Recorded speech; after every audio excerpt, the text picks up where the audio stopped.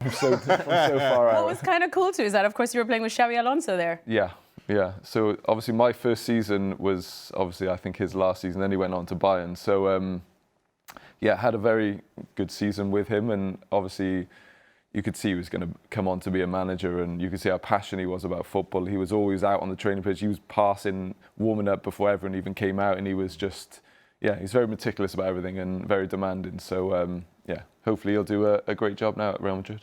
Now, you, of course, got to play alongside some unreal players, but we do have to speak about one that's still very relevant now. We were talking about him yesterday, and, of course, with Real Madrid bowing out, we know it's the last time we were seeing Luka Modric in that shirt, and he's easily one of my most favourite players to watch. Just the football brain on him, too, is next level. But for you, just talk about the legacy that you feel he's leaving behind and what it was like just to be in his presence, too.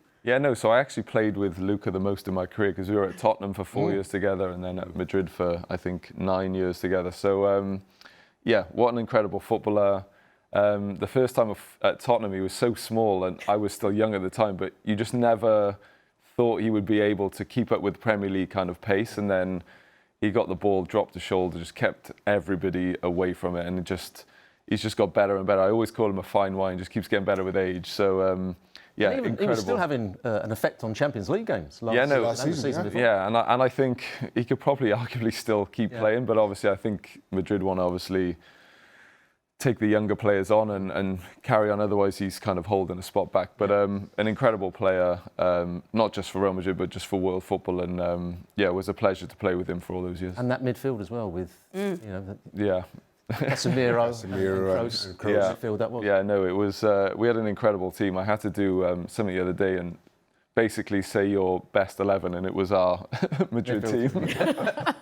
From front to back? Yeah, literally front to back. So. Who did you have in goal? I actually changed that to Courtois, but I could have chose Casillas, but it was a toss-up between those. I'm sure you might have an opinion on that. I'll be torn too, to be honest. I mean, Casillas at his best was as good as they come. Mourinho might have thought different. Well, doesn't he always? I mean, again, just kind of going back to that Real Madrid midfield, and a lot has been made of Toni Kroos's absence, more to the point. What was it about him and his game that made that midfield tick, that makes him such a big miss for Real Madrid now? I think just that composure on the ball, it keeps the game ticking over, and it's not just the passing, but it's the passing forward. It's not just going side to side, making things look pretty. Then we'll pick the pass, and he will set the players on their way. I used to speak to him all the time, and me about making runs and where to play the ball and to make sure as soon as he turns, he loves to pass the ball forward. So, it was just, he's obviously going to be a big miss for anyone. He definitely could have carried on playing, but he's one of those that likes to bow out at the top, and obviously winning the Champions League and leaving was probably the perfect time for him. Going back to you, we see all left-footers now play on the right-hand side. When you first played at Tottenham on the left wing, you played on the left-hand side. What was the transition to go and play on the right-hand side? And were you one of the first players to do that? I think I always felt like I could cut in and score more. So that was my reason for wanting to do it. And I know I could still go down the line and stand up across with my right foot. It was bad, but it wasn't that bad. But just having that choice to come inside and shoot and score. You were one of the first goals. to do it, weren't you?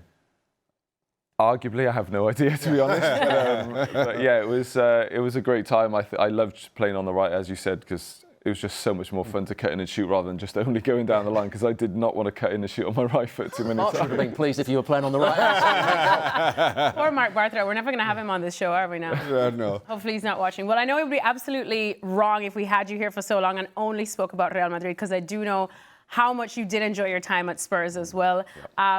Just now when you see the trajectory that Spurs has been on, of course, I know that you won the League Cup when you were there, and then they went through the drought that we all reminded them of every single season. But now they broke it again with some European silverware as well. Just your thoughts on when you look at Spurs now and how far they've progressed. Yeah, I think it's great, first and foremost, for them to actually, I think, get that off their back and win that major trophy.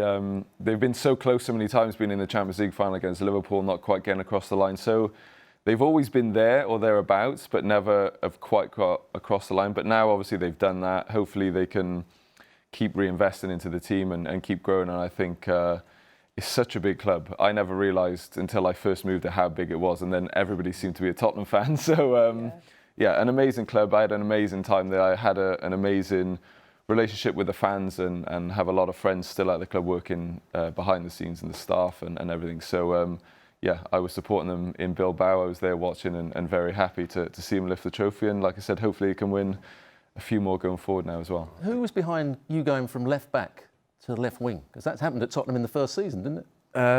So I actually started playing left midfield with Martin Jol there. I made my debut at Old Trafford playing left midfield.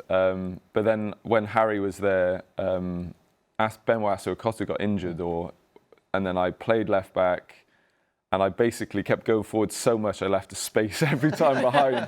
So we came up with the conclusion of, if you can take that defensive responsibility away, then I can just concentrate on constantly attacking and getting back when I can. So I guess he was the one who really implemented it to stay long term and give me the confidence going forward to do that. And yeah, haven't pretty much looked back since. So. Full disclosure, my son's a Spurs fan. I'm not sure how I feel them as a father, so desperately. Mine's a Spurs fan as well, and a Madrid fan. Yes, but in kind of given what we saw of Spurs last season, and then change of manager, a busy transfer window thus far, be as biased as you like. What's the expectation of Spurs this season? I don't know, because with a new manager comes new signings, new way of playing, so it's a bit of the unknown. Obviously, I think everyone's still happy from last season and probably not really thinking about this season yet, but I think the new manager's obviously got a proven record of how he plays football. I think it's definitely the way that Tottenham like to play. But again, it's kind of the unknown. Who does he sign? Who does he bring in? Yeah, it's an unknown, but I think hopefully it's potentially exciting times, because this team now has got that winning feeling. They know what it's like to get over the line, and hopefully that keeps giving them the motivation to want to win more, I guess. We've talked about Spurs, we've talked about Real Madrid, we have to talk about Wales. Yep. Yes. Do you think your peak, maybe I'm wrong, around about the European Championships in France, when you got to the semi-finals and you were running games almost single-handedly? Yeah, that's when I felt my best, to be honest. Yeah, I was definitely probably in my peak then, coming off Champions League win and going into that finals. I think, yeah, we just had a laugh. We had a blast. Qualifying was the hardest bit for us because we hadn't done it in so long. But to get over that line, and then we went with zero expectation and we just had fun, and we all chat about it now when we get together, and just how much fun it was. We literally didn't take it serious at all and just went out and played each game, took it each game as it come, and just, yeah, tried to do as best we can. Do you feel like Wales are getting closer and closer to, as you said, instead of just qualifying for a major tournament and going out and having fun, to then buying into the expectations that maybe not quite as the Englands would be, but still in that mix, in that conversation?